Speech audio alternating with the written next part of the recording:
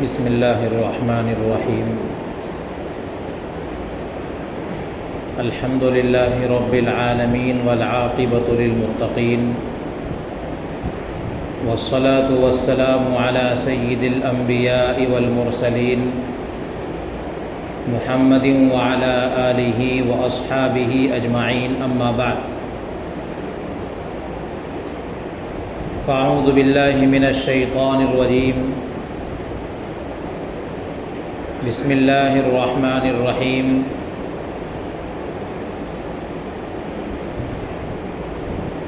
یا ایہا الرسل کلوا من الطیبات واعملوا صالحا وقال تبارک وتعالی فَإِذَا قُضِيَتِ الصَّلَاةُ فَانتَشِرُوا فِي الْأَرْضِ وَابْتَغُوا مِنْ فَضْلِ اللَّهِ وَاذْكُرُوا اللَّهَ كَثِيرًا لَعَلَّكُمْ تُفْلِحُونَ وقال النبي صلی اللہ علیہ وسلم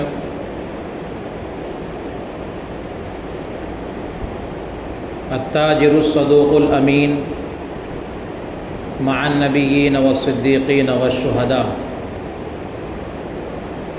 وقال علیہ الصلاة والسلام التاجر يحشر يوم القيامة مع الفجار إلا من اتقى وبر وصدق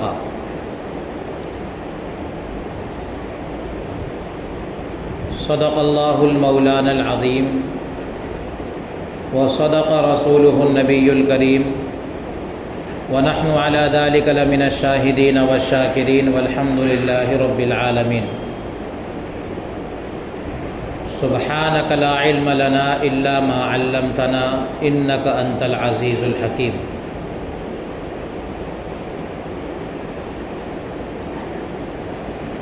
دوستوں، دینی اور اسلامی بھائیوں، اسلامی معاشرے کی ترقی کے لیے دو اہم چیزیں ہیں جن سے معاشرہ ترقی کرے، ایک ہے تعلیم اور دوسری ہے تجارت۔ صرف تعلیم سے بھی معاشرہ ترقی کر جائے یہ بھی کافی نہیں ہے، اور صرف تجارت سے معاشرہ ترقی کر جائے بغیر تعلیم کے یہ بھی کافی نہیں ہے۔ دونوں چیز جب ایک ساتھ جمع ہو جاتی ہیں، تعلیم بھی اور تجارت بھی، تو ایسی صورت میں معاشرے کے لیے ترقی کر جانا آسان ہے، بلکہ کہہ لیجئے کہ تعلیم کے مقاصد میں سے ایک مقصد ہی ہے طلب حلال۔ خود نبی کریم صلی اللہ علیہ وسلم نے فرمایا طلب کسب الحلال فریضۃ بعد الفریضہ او کما قال علیہ السلام۔ کسب حلال، حلال کمانا، یہ بھی اور فریضوں کے بعد میں ایک فریضہ ہے۔ خود قرآن مقدس نے انبیاء علیہم الصلاۃ والسلام کو مخاطب کر کے یوں کہا یا ایھا الرسل کلوا من الطیبات، اے پیغمبروں کلوا من الطیبات، پاکیزہ کھاؤ، واعملوا صالحا، اور نیک اعمال کرو۔ ترتیب اگر دیکھیں تو پہلے پاکیزہ کھانے کا حکم ہے، بعد میں نیک کام کرنے کا حکم ہے۔ یہ ترتیب ہی خود یہ بتا دیتی ہے کہ پاکیزہ کھانا یہ نیک اعمال کرنے کے مقابل میں بھی افضل ہے۔ پاکیزہ اور حلال کھانا یہ پہلا کام ہے، دوسرا کام ہے نیک اعمال کرنا۔ اور یہ بات علماء نے بطور نقطے کے لکھی ہے کہ نیک اعمال کی توفیق ہی تب ہوتی ہے جب رزق حلال ہوتا ہے۔ اگر انسان کا رزق حلال نہ ہو، رزق حرام ہو، تو اس کو نیک اعمال کی توفیق بھی نہیں ہوتی ہے۔ تو اس ترتیب پہ ہم غور کرتے ہیں جو قرآن نے بیان کی ہے، تو اس سے تو بہت ہی ایک بڑی بات معلوم ہوتی ہے کہ پاکیزہ کھانے کا حکم دیا، اور وہ بھی پیغمبروں کو حکم دیا، تو پاکیزہ کھانے کے لیے پاکیزہ کمانا ضروری ہے۔ پاکیزہ کھائیں، کسی کی جیب کاٹ کے پاکیزہ کھائیں، کسی کی چوری کر کے، تو کیسے پاکیزہ کھا سکتے ہیں؟ ایک ہے حلال، ایک ہے طیب، دونوں الگ الگ چیزیں ہیں۔ حلال کہتے ہیں ان چیزوں کو جن کو اللہ نے حرام نہیں کیا، وہ حلال ہے۔ جن چیزوں کو اللہ نے قرآن میں، رسول اللہ نے اپنے فرامین میں حرام نہیں کیا، وہ سب ہمارے لیے حلال ہے۔ قُلْ تَعَالَوْا أَتْلُ مَا حَرَّمَ عَلَيْكُمْ أَلَّا تُشْرِكُوا بِهِ شَيْئًا وَبِالْوَالِدَيْنِ إِحْسَانًا، پھر وہ کچھ محرمات گنایا، اور اسی طرح سے پارہ 6 میں سورہ مائدہ میں اللہ تعالیٰ نے 5 حلال چیزوں کا تذکرہ فرمایا کہ کیا تمہارے لیے ہم نے حلال کیا ہے، کون سی چیزیں تمہارے لیے ہم نے حرام کی ہیں، سب بیان کیا قرآن نے۔ تو جن کو اللہ نے حرام ہونا بیان کیا وہ حرام ہیں، رسول اللہ نے جن کا حرام ہونا بیان کیا وہ حرام ہیں، اور جن کا اللہ اور اس کے رسول نے حلال ہونا بیان کیا وہ حلال ہے۔ لیکن قرآن کہتا ہے کلوا من الطیبات، حلال نہیں، پاکیزہ کھاؤ۔ حلال سے بھی اگلا درجہ ہے طیبات کا۔ طیبات کا مقام یہ حلال سے بھی آگے بڑھ کر ہے۔ طیبات کیسے کہتے ہیں؟ ایسی چیزوں کو، ایسے مال کو جس میں شبہ بھی نہ ہو۔ اور حضرت شیخ الاسلام مفتی تقی صاحب کہتے ہیں کہ طیبات کہتے ہیں ایسی پاکیزہ چیز کو جس میں کسی دوسرے کا حق نہ ہو، یہ ہے طیبات۔ حلال بھی ہو اور طیبات بھی ہو، تو وہ اللہ کے بیان کردہ قانون کے مطابق حلال بھی ہو، اور پھر اس سے آگے بڑھ کر کے یہ فرمایا کہ طیبات بھی ہو، یعنی وہ حلال ہونے کے بعد طیب بھی ہو، حلال بھی ہو میرے لیے، اور اس میں کسی اور کا حق بھی نہ ہو۔ اب کسی کا حق مال میں آتا کیسے ہے؟ بہت ساری معاشرے میں اس کی ترکیبیں رائج ہے دوسروں کے حقوق کو دبانے کی۔ یہ بھی ایک طریقہ ہے اس کا کہ وراثت کو صحیح ڈھنگ سے تقسیم نہیں کیا، بہنوں کا میراث کا حق ہی نہیں دیا، تو وہ بھی طیبات سے نکل جائے گا۔ یہ بھی ایک ہے کہ میں نے دکان لگائی، کمائی کی، لیکن کاٹا مار لیا، دوسرے کا مال کا حق میرے مال میں آ گیا، یہ بھی طیبات سے نکل جائے گا۔ دن بھر کی کڑی محنت کی، بازار میں دھوپ میں کھڑا رہا، گراہکوں کے آمد و جامد کو دیکھتا رہا، ان کے آنے جانے کو تکتا رہا، دھول وغیرہ کو کھاتا رہا، سب رہا، لیکن میں نے کسی کے ساتھ فراڈ کا معاملہ کیا، کسی سے میں نے چوری کر لی، کسی کے برابر کسی کو تول کے نہیں دیا، تو وہ میرے لیے طیبات نہیں ہے۔ اب وہ میرے مال کو مل کر کے پورے مال سے طیب کے معنی کو ختم کر دیتے ہیں۔ تو دوسری بات جو قرآن نے بیان فرمائی ہے کہ وَاعْمَلُوا صَالِحًا، طیبات کھاؤ پھر نیک اعمال کرو۔ اس سے یہ بات پتہ چلتی ہے کہ پہلے پاکیزہ کھانا پڑے گا نیک اعمال کرنے کے لیے، اور اگر فقط نیک اعمال پر ہماری نظر رہی اور پاکیزہ کھانے پر نظر نہ رہی تو وہ دن دور نہیں کہ پھر ہم سے نیک اعمال کی توفیق بھی سلب ہو جائے گی، نیک اعمال کی توفیق بھی ہم سے چھن جائے گی۔ اسی طرح ہم انسانوں کو بھی مخاطب کر کے قرآن کہتا ہے یا ایھا الناس کلوا مما فی الارض حلالا طیبا، اے لوگوں حلال کھاؤ، طیبات کھاؤ۔ بہرحال میں نے ابتدا یہاں سے کی کہ حلال کھانا ہے تو حلال کھانے کے لیے حلال کمانا بھی پڑے گا، اور اس کا نام شریعت ہے۔ صرف شریعت یہی نہیں ہے کہ انسان نماز پڑھ لے، روزہ رکھ لے، زکوٰۃ دے دے، بچوں کو پڑھنے پڑھانے کا کام سکھا دے، امامت کر لے، یہی صرف دین نہیں ہے، بلکہ دین اسلام کے پھیلنے میں ایک بڑا ذریعہ تجارت بنی ہے۔ ملک چین میں 6 صحابہ نبی کریم صلی اللہ علیہ وسلم کے دور میں تجارت کے لیے آئے تھے، اور ان 6 صحابہ کے ذریعے ہی ملک چین میں اسلام پھیلا ہے۔ اور مسجد میں جب کوئی انسان کسی کے سامنے بات کرتا ہے تو مخصوص لوگ سنتے ہیں، سب سنتے بھی نہیں ہیں۔ کہیں پڑھنے پڑھانے کا کام کرتا ہے تو کچھ لوگ اس کی بات کو سنتے ہیں، جس کو میں یہ کہتا ہوں کہ دائرہ چھوٹا ہے اسلام پہنچانے کا، تاجر کے پاس اسلام پہنچانے کا دائرہ بہت بڑا ہے۔ وہ اس طرح سے کہ اس کے پاس ایرا گیرا ہر ایک اس کے پاس آتا ہے۔ سبق سننے، دین کی بات سننے وہ آئے گا جس میں رغبت ہوگی، ورنہ تو عین خطبے کے وقتوں میں آئے گا اور دین سننے کی طلب نہیں ہوگی تو تاخیر سے آئے گا۔ آیا لیکن دین کی بات نہیں سنی۔ بازار میں ہر وہ آدمی جائے گا جو انسانی معاشرے میں زندگی گزارتا ہے، اپنا ہو کہ غیرہ ہو، ہر آدمی بازار میں جائے گا۔ تو جب تاجر اپنے آپ کو سچا اور امانت دار بنا لے گا تو وہ بازار میں بیٹھا ہے لیکن وہ دین اسلام کا مبلغ بن کر کے بیٹھا ہے۔ ملک چین میں 6 صحابہ کے ذریعے اسلام پھیلا، اور عجیب و غریب ان کے تعلق سے علماء نے واقعہ نقل کیا ہے، جب انہوں نے اسلامی قانون کے مطابق تجارت کی تو سب لوگ ان کی طرف متوجہ ہو گئے، اور جو وہاں کے باشندے پہلے سے تاجر تھے ان کی تجارت ٹھپ پڑ گئی۔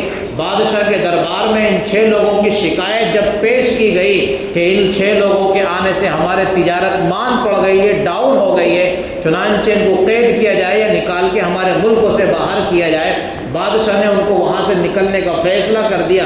یہ ہمارے ملکوں میں تجارت نہیں کر سکتے کیونکہ ہمارے ملکوں کی تجارت ڈاؤن ہو رہی ہے، یہاں کے تاجروں کا گھاٹا اور نقصان ہو رہا ہے۔ لیکن عوام الناس ان 6 لوگوں کے ساتھ ہو گئی ان کے تجارتی رویوں کو دیکھ کر۔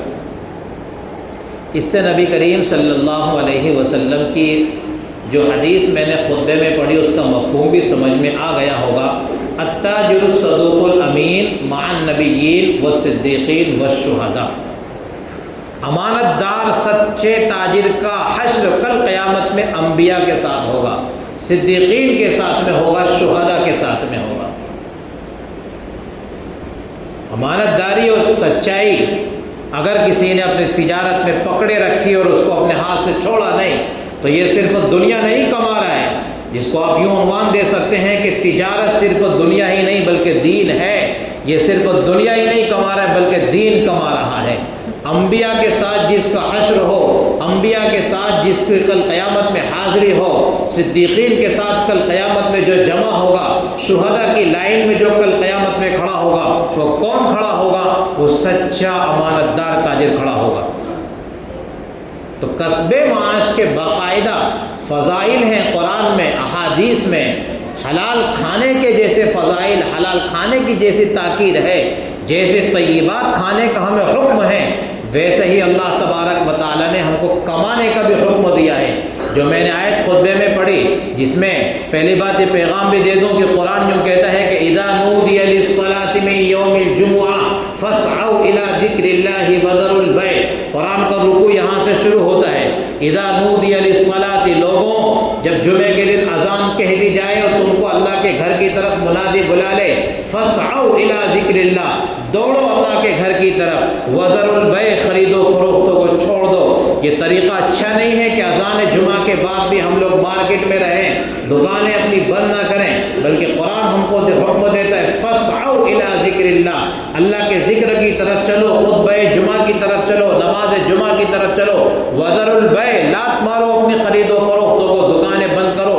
وذروا البیع، عجیب تعبیر ہے قرآن کی، یعنی میں اپنی زبان میں آپ کو سمجھاؤں کہ قرآن یوں کہتا ہے بیچنا چھوڑو، یہ نہیں کہتا کہ خریدنا چھوڑو، کیونکہ خریدنے والے ہمارے بھی ہوں گے، دوسرے بھی ہوں گے، ان کو خریدنے سے کون منع کرتا ہے؟ ہاں جو ہمارے ہیں ان کو قرآن کہتا ہے وذروا البیع، تم بیچنا چھوڑ دو۔ جب مارکیٹ بند ہو جائے گا تو خریدار کیا کرے گا بازار میں گھوم کر کے؟ صبح 7 بجے ہمارا مارکیٹ نہیں کھلتا ہے تو کوئی خریدار بھی نہیں آتا ہے، جمعے کی اذان کے بعد ہمارا مارکیٹ کھلا نہیں رہے گا تو کوئی خریدار بھی مارکیٹ میں نہیں آئے گا۔ خریدار زیادہ ہوتے ہیں، بیچنے والے کم ہوتے ہیں۔ کم کو کنٹرول میں کرنا آسان ہوتا ہے، زیادہ کو کنٹرول کرنے کے مقابل میں قرآن نے کیا عجیب تعبیر اختیار کی، وذروا البیع، بیچنا چھوڑ دو۔ جب تم بیچنا چھوڑ دو گے تو خریدنے والے خریدنا تو خود چھوڑ دیں گے۔ بہرحال یہ پیغام بھی دینا تھا کہ ہم نماز جمعہ کے لیے جلدی آنے والے بھی بنے اور جلدی آنے کی اپنے ساتھیوں کو دعوت دینے والے بھی بنے۔ اذا نودی للصلاة من یوم الجمعہ فاسعوا الی ذکر اللہ وذروا البیع۔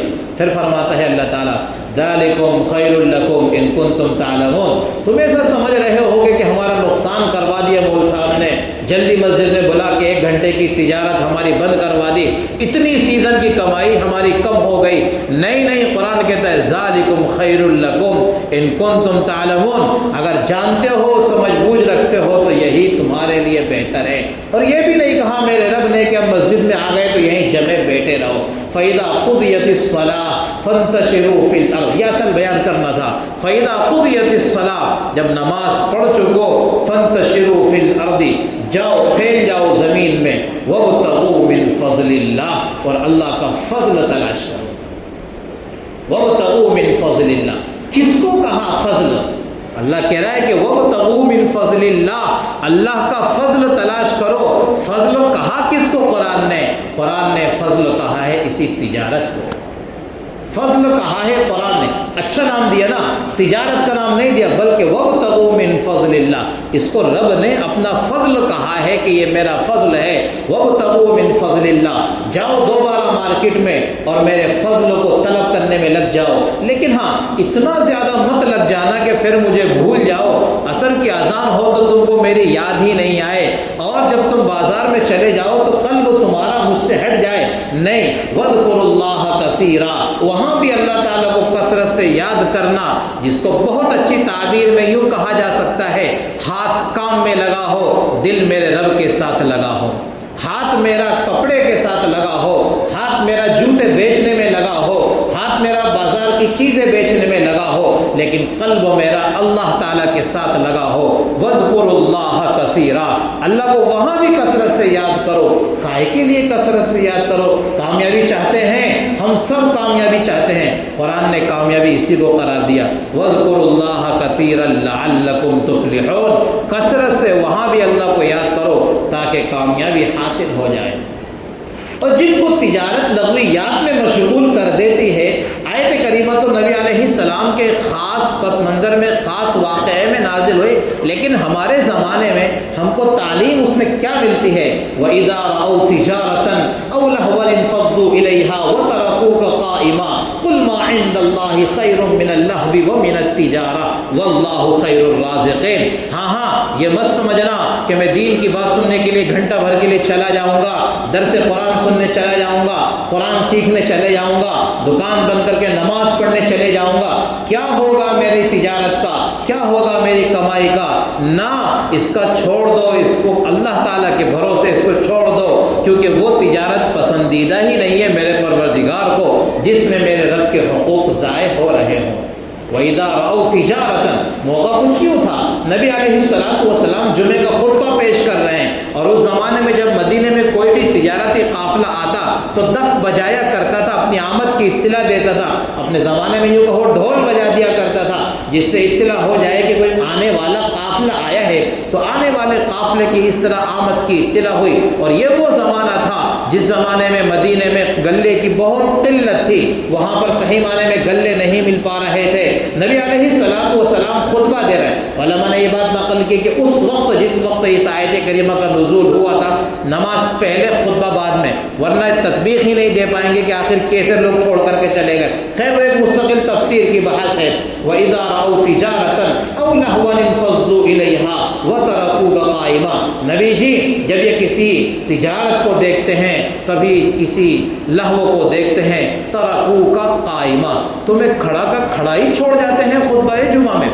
قُلْ مَا عِندَ اللَّهِ خَيْرٌ مِّنَ اللَّهْوِ وَمِنَ التِّجَارَةِ، سنا دو اپنی امت کو پیغام، کہہ دو یہ بات اپنے ساتھیوں سے، قُلْ مَا عِندَ اللَّهِ، جو چیز اللہ تعالیٰ کے پاس ہے، قُلْ مَا عِندَ اللَّهِ خَيْرٌ مِّنَ اللَّهْوِ وَمِنَ التِّجَارَةِ، وہ اس لہو اور اس تجارت سے بہتر ہے۔ یہ مت سمجھو کہ لوگ گلے خرید لیں گے، میں نماز چھوڑ دوں کیونکہ میں پہلے جا کر کے نمبر نہیں لگاؤں گا تو میں پیچھے رہ جاؤں گا، میں اس وقت نہیں بیچوں گا تو میرا نقصان ہو جائے گا، نہیں۔ وَاللَّهُ خَيْرُ الرَّازِقِينَ، بہترین رزق دینے والی اللہ کی ذات ہے، بہترین رزق دینے والی اللہ تعالیٰ کی ذات ہے۔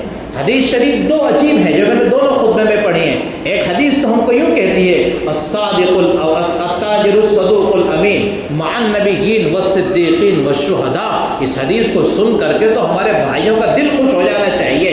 میرے نبی کی سچی زبان نے یہ پیغام دیا ہے، سچا امانت دار تاجر کل قیامت میں انبیاء کے ساتھ ہوگا، صدیقین کے ساتھ ہوگا، شہداء کے ساتھ ہوگا۔ لیکن ہاں، دوسری حدیث جب سنیں تو ہمارے دل میں کھٹکا بھی بیٹھنا چاہیے۔ میرے نبی دوسری طرف یوں بھی فرماتے ہیں، التاجر یحشر یوم القیامت مع الفجار، تاجروں کو کل قیامت میں فاسق و فاجر کے ساتھ کھڑا کیا جائے گا۔ لیکن کچھ صفات والے تاجر ہیں جن کو ہٹا دیا جائے گا۔ کون؟ الا من اتقى، اس کو نہیں کھڑے کریں گے جس نے تقوی اختیار کیا، وبر، اور نیکی اس نے کی، وصدق، سچ بولے۔ تین صفت بڑی تاجر کی بیان فرما دی۔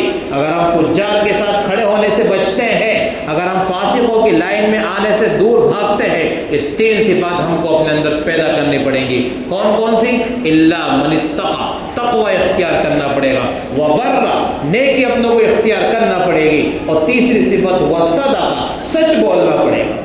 دونوں حدیثیں ہمارے سامنے ہیں۔ ایک تو خوشی ہی خوشی ہمارے اندر دوڑاتی ہے کہ ہمارا حشر اللہ کے شہداء، صدیقین، علماء کو بھی نہیں کہا کہ تمہارا حشر انبیاء کے ساتھ میں ہوگا، یہ تو تاجروں کو میرے نبی کہہ رہے تمہارا حشر انبیاء کے ساتھ میں ہوگا۔ لیکن ادھر بھی تو یاد رکھنا چاہیے، اگر ہم سچے تاجر نہیں ہیں، فراڈی ہیں، تو پھر ہمارا حشر کدھر ہو جائے گا؟ فجار و فساق کے ساتھ میں ہو جائے گا۔ تجارت مستقل ایک بیان ہے، صرف عبادات ہی شریعت نہیں ہے، معاملات بھی شریعت ہے۔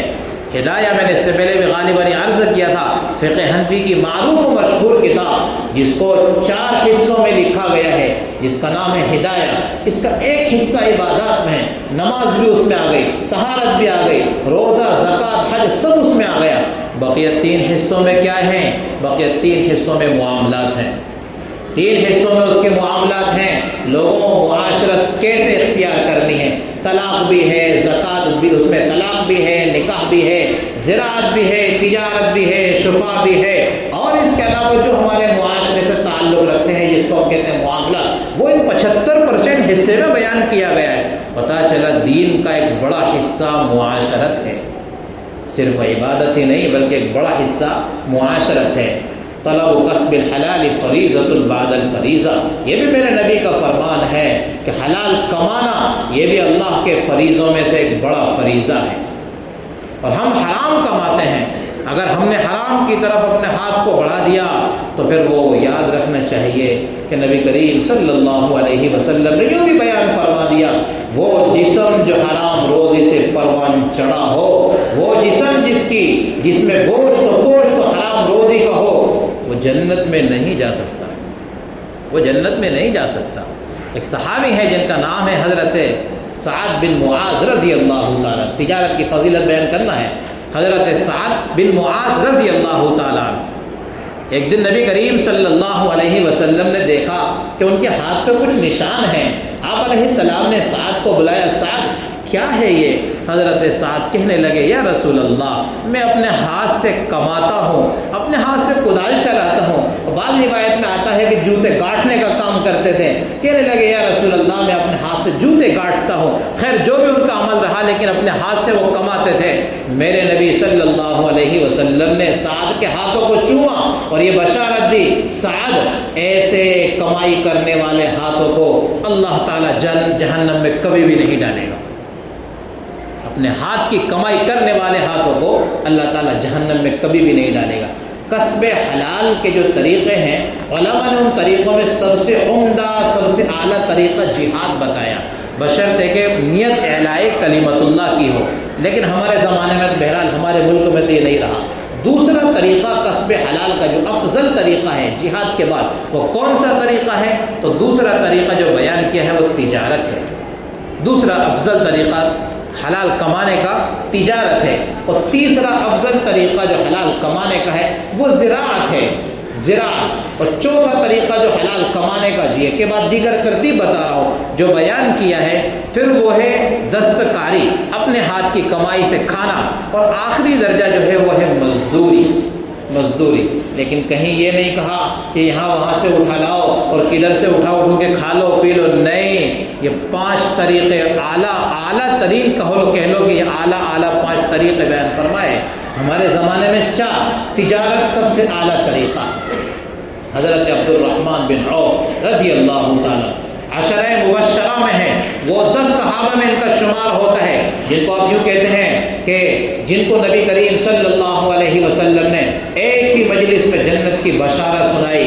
ان 10 میں چھٹے نمبر پر نام آتا ہے حضرت عبد الرحمن بن عوف رضی اللہ تعالیٰ عنہ کا۔ حضرت عمر بن خطاب نے اپنی وفات کے وقت جو 6 رکنی کمیٹی بنائی تھی کہ میرے بعد مشورے سے خلیفہ طے کر لینا، ان 6 میں حضرت عبد الرحمن بن عوف کا نام آتا ہے۔ حضرت عبد الرحمن بن عوف ان 8 صحابہ میں سے ہیں جو ابتدا میں ہی اسلام لانے والے ہیں، جنہوں نے حبشہ کی بھی ہجرت کی ہے، مدینہ کی بھی ہجرت کی ہے۔ یہ حضرت عبد الرحمن بن عوف کتنے بڑے مالدار تھے، صحابہ میں تو سب سے بڑے مالدار تھے ہی، لیکن علماء نے ان کی مالیت کو کاؤنٹ کرتے کرتے اپنے کیلکولیٹر ہی پھیل کر ڈالے ہیں کہ کیلکولیٹر کام ہی نہیں کرتا ہے کتنی جائیداد ان کے پاس تھی۔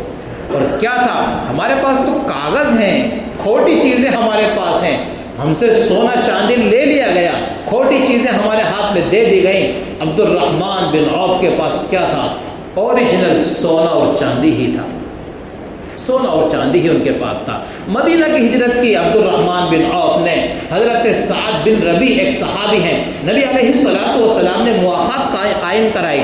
جو مکہ سے آ رہا تھا مدینہ میں اس کو بھائی کسی اور کا بنا دیا جا رہا تھا، 2 کو ساتھ ملا رہے تھے نبی علیہ السلام تاکہ ان کی تمام ضروریات کی وہ کفالت کریں۔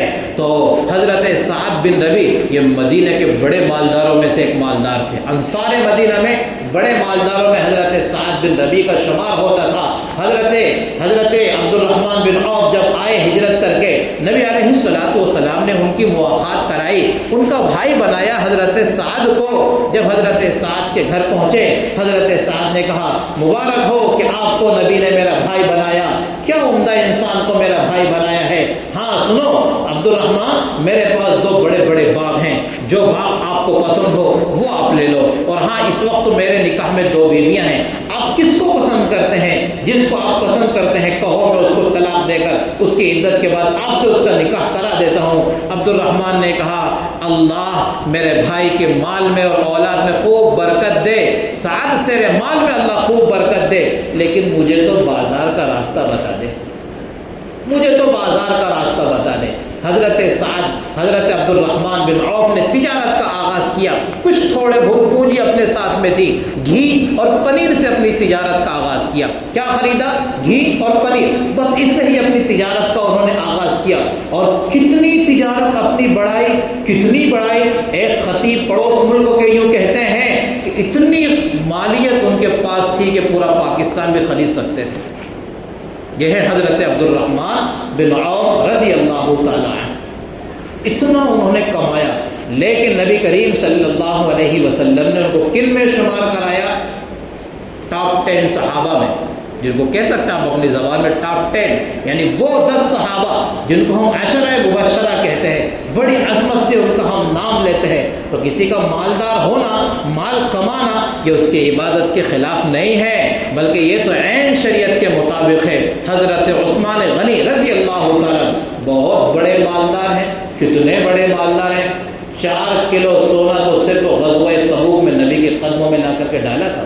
حساب لگا لیجیے کتنے کروڑوں کا بنے گا۔ 4 کلو سونا نبی علیہ السلام کے قدموں میں لا کر کے ڈال دیا تھا۔ نبی ایک ہاتھ سے دوسرے ہاتھ میں حضرت عثمان کا مال لے رہے ہیں اور پھر کہہ رہے ہیں آج کے بعد عثمان سے اگر کوئی خطا بھی ہوئی تو میرا رب اس پر پکڑ نہیں کرے گا۔ میں عبد الرحمن بن عوف کا آپ کے سامنے ذکر کرنا چاہتا ہوں، کیسے عبد الرحمن بن عوف اتنے بڑے تاجر بنے۔ اگر وہ صفات ہمارا تاجر اپنے اندر لائے تو ہمارا تاجر بھی انشاءاللہ وہ تاجر بن سکتا ہے۔ صفات تو بہت تھیں، حضرت عبد الرحمن بن عوف کی تجارت کے طریقے تو بہت ہے، لیکن علماء نے جو حضرت عبد الرحمن کی تجارت کے اہم گر بیان کیے ہیں وہ 4 اصول گویا ان کی تجارت کے بیان کیے ہیں۔ کہتے ہیں نمبر 1، میں نے کبھی ادھار خریدا نہیں۔ کیوں ہم پریشان ہیں؟ کمایا بہت ہے، جتنا کما رہے اتنا ہی قرضے میں جا رہے، سمجھ میں نہیں آتا یہ دنیا کا نظام ہے کیسا الٹا، جو جتنا زیادہ کما رہا ہے، کوئی 5,000 کما رہا رہا ہے تو 2000 کے قرضے میں، اور کوئی 5 لاکھ کما رہا ہے تو 2 لاکھ کے قرضے میں، اور اگر کوئی 5 کروڑ کما رہا ہے تو معمولی بات ہے 2-1 کروڑ کا قرضہ تو ہوگا ہی ہوگا اس کو، جتنا کما رہا ہے اتنا ہی بڑا قرضہ ہے۔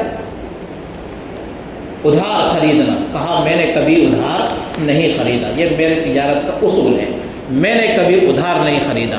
اس میں کیا ہوتا ہے، آدمی ادھار پر ادھار، مجھ سے زیادہ تو آپ لوگ جانتے ہیں، میں تو کیونکہ تاجر آدمی نہیں ہوں، میرا تجارت کے اصول تو آپ کو ہی معلوم ہے، لیکن میں نے جو کتاب میں پڑھا وہ آپ کو بیان کروں گا۔ میں نے مارکیٹ میں چل کر دیکھا نہیں کہ جو آپ کو بیان کروں، آپ ہی بہتر جانتے ہیں۔ جی، تو حضرت عبد الرحمن بن عوف کہنے لگے میری تجارت کا پہلا اصول ہے میں کبھی ادھار خریدتا نہیں، دوسرا میں کبھی ادھار بیچتا نہیں۔ ادھار خریدیں گے سامنے والا اپنے کو تنگ کر رہا ہے، ادھار بیچیں گے یہ اپنا دین خراب کر دے گا۔ وہ کیسے؟ سامنے والا پیسے نہیں دے رہا ہے، ہم اس کو گالیاں دے رہے ہیں، کھینچا تانی کر رہے ہیں، گریبان اس کے پکڑ رہے ہیں، تو ادھار خریدا بھی نہیں، ادھار بیچا بھی نہیں۔ اور عبد الرحمن بن عوف کہتے ہیں میں نے کبھی اسٹاک کیا بھی نہیں، باقاعدہ ایک بحث ہے ادخار کا کیا حکم ہے، ذخیرہ اندوزی کا کیا حکم ہے۔ ہمارا حال تو ایسا ہے کہ چیزوں کو اسٹاک کر لیتے ہیں، جب مارکیٹ میں اس کی قلت آئے گی تو ہم اس کو بیچیں گے، کیونکہ مارکیٹ کا مداری طلب اور رسد پر چلتا ہے۔ جس چیز کی زیادہ مانگ ہوگی اور وہ چیز مارکیٹ میں کم ہوگی تو ظاہر سی بات ہے اس کی قیمت بڑھنا ہی بڑھنا ہے، اور جس چیز کی فراوانی زیادہ ہو جائے گی اور مارکیٹ میں اس کی طلب کم ہوگی تو اس کی تو قلت ہونا ہی ہونا ہے۔ گرمی کے دنوں میں نیبو کی قیمت بڑھ جاتی ہے اور سردی کے دنوں میں نیبو کی قیمت گھٹ جاتی ہے۔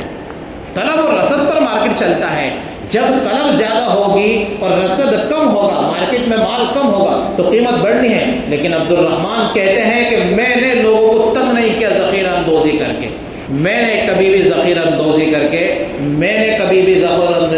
کر کے لوگوں کو تنگ نہیں کیا۔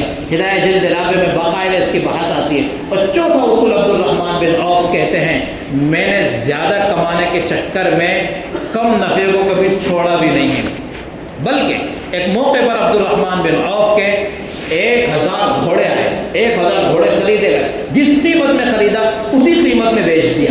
نفع کیا تھا؟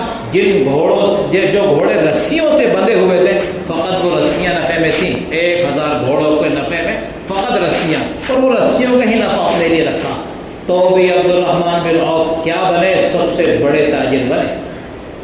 حضرت شیخ الاسلام مفتی تقی عثمانی صاحب اور دیگر علماء نے تجارت کے چند اصول بیان کیے ہیں۔ تاجر کو اپنی نیت خالص کرنا چاہیے، تاجر اپنی نیت خالص کرے، صاف نیت اپنی رکھے، اور نیت یہ رکھے اللہ جب مجھے مال دے گا میں اپنے مال کو غلط جگہ پر صرف نہیں کروں گا، اپنے مال کو اسلام پر لٹاؤں گا، یہ بھی اس کی تجارت بھی اس کا دین بنے گا، میں اپنے مال کو اللہ کے نام پر لٹاؤں گا۔ نمبر 2، تاجر یہ نیت کرے جن لوگوں کے میرے اوپر حقوق ہیں، میرے چھوٹے بچے ہیں، میرے محلے میں رہنے والے غربا ہیں، میرے بوڑھے ماں باپ ہیں، میں اس لیے کما رہا ہوں کہ ان کے حقوق ادا کروں گا۔ پھر تاجر یہ بھی نیت کرے ہاں میں اس لیے کما رہا ہوں کہ میرے شہر کا ہر آدمی باہر جا کے مال خرید کے نہیں لا سکتا، میں باہر سے مال خرید کے لاؤں گا اور لوگوں کی ضروریات یہی اپنے شہر میں ہی پوری کرا دوں گا، تو بھی یہ تاجر اپنی نیت میں سچا ہے، یا امانتدار تاجروں میں شمار ہوگا۔ اور ہاں تاجر کے تعلق سے فرمایا کہ تاجر کو ایک صفت یہ اپنے اندر پیدا کرے، برابر ناپے اور برابر تولے۔ ویل للمطففین، بڑی ہلاکت ہے کاٹا مارنے والوں کے لیے، میٹر کاٹنے والوں کے لیے۔ ویل للمطففین الذین اذا اکتالوا علی الناس یستوفون، جب لیتے ہیں تو پورا پورا لیتے ہیں، وزن کر کے لے کے تول کے لے پورا پورا لیتے ہیں۔ وَإِذَا قَالُوهُمْ أَوْ وَزَنُوهُمْ يُخْسِرُونَ، لیکن جب دینے کی باری آتی ہے تو کاٹا مار دیتے ہیں، گھٹا کے دیتے ہیں، دو پیمانے الگ الگ رکھتے ہیں، لینے کا پیمانہ الگ، دینے کا پیمانہ الگ۔ ہاں سنو کون ہے یہ؟ أَلَا يَظُنُّ أُولَٰئِكَ أَنَّهُمْ مَبْعُوثُونَ، ان کا تو گمان ایسا ہے کہ قیامت میں اٹھنا ہی نہیں ہے۔ أَلَا يَظُنُّ أُولَٰئِكَ أَنَّهُمْ مَبْعُوثُونَ، کون سی قیامت؟ لِيَوْمٍ عَظِيمٍ يَوْمَ يَقُومُ النَّاسُ لِرَبِّ الْعَالَمِينَ، جس دن پوری انسانیت میرے رب کے سامنے کھڑی ہوگی۔ کلا ان کتاب الفجار لفی سجین، ہاں تاجر کو فاجر کے ساتھ بھی کھڑا کیا جائے گا۔ کلا ان کتاب الفجار لفی سجین، سب میرے رب کے دربار میں ریکارڈ ہے، سب اس کے یہاں حساب کتاب ہو رہا ہے۔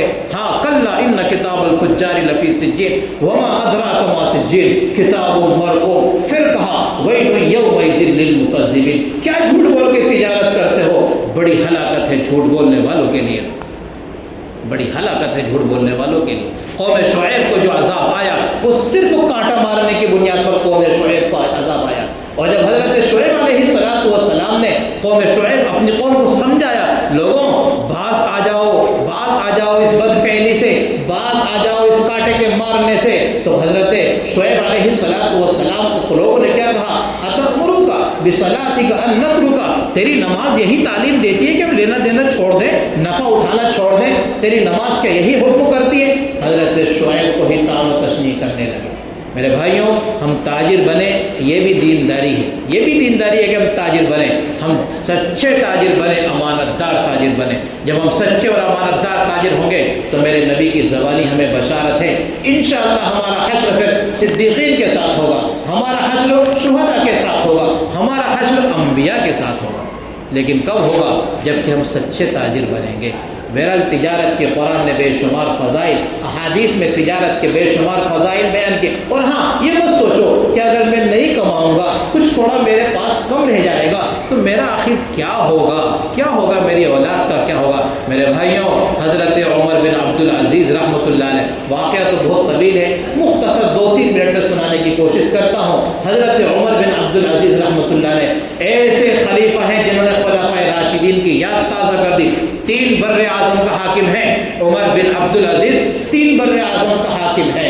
ہاں، جب حضرت عمر بن عبدالعزیز خلیفہ نہیں بنے تھے، اتنے مالدار تھے کہ سفر کرتے تو 100 جانوروں پر ان کا سامان لادا جاتا تھا، لیکن جب خلیفہ بنے تو حال یہ ہوا کہ 3 بر اعظم میں کوئی زکوٰۃ لینے والا نہیں تھا۔ خود کے گھر میں کھانے کے فاقے ہو رہے ہیں، لیکن اپنی مملکت میں کوئی زکوٰۃ لینے والا نہیں ہے۔ خود کے گھر میں چراغ نہیں جل رہا ہے، لیکن پوری 3 بر اعظم کو روشن کیا ہوا ہے۔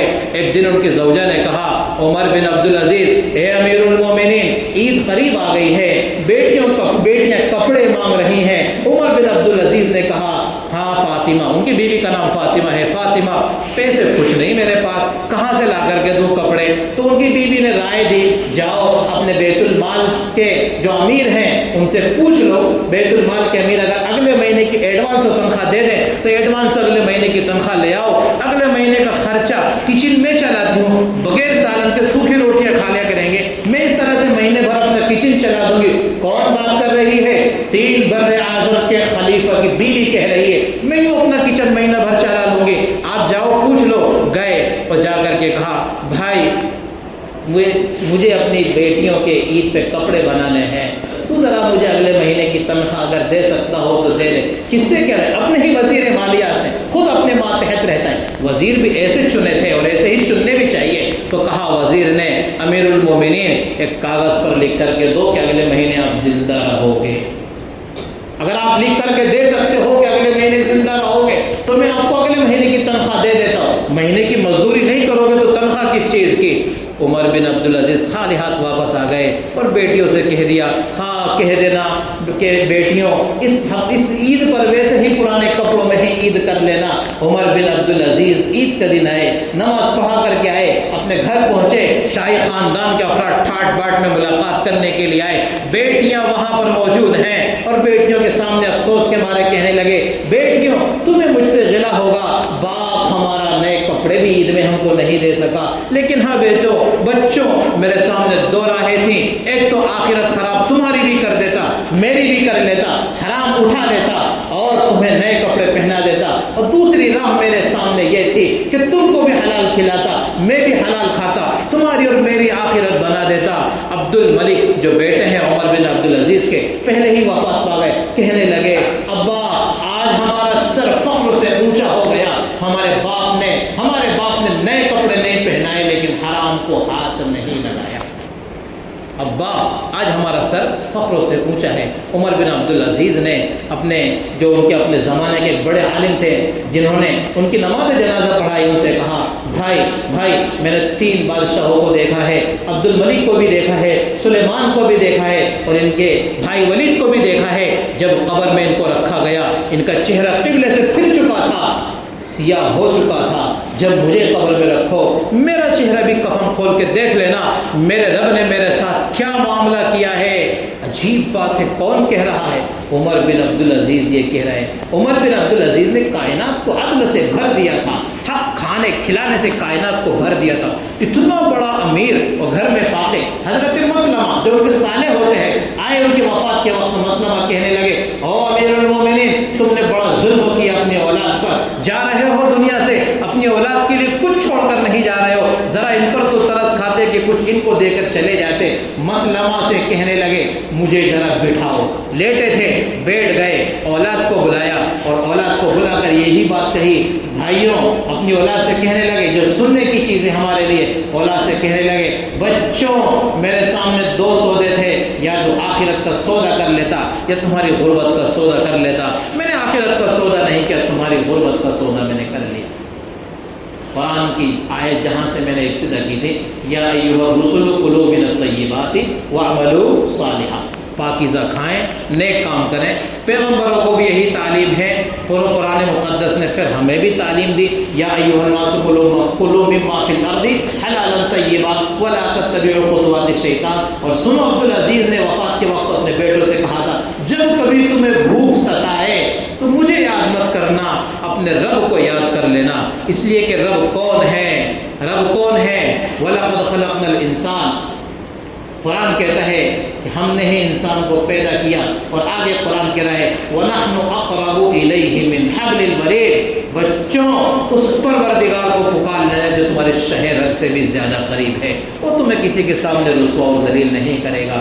اللہ تعالی ہمیں حلال کھانے کی توفیق عطا فرمائے, حرام کمانے کی توفیق عطا فرمائے, اور صحیح معنی میں ہمارے تاجر کو ایک مبلغ تاجر, دین کا داعی تاجر بنائے. وما توفیقی الا باللہ العلی العظیم.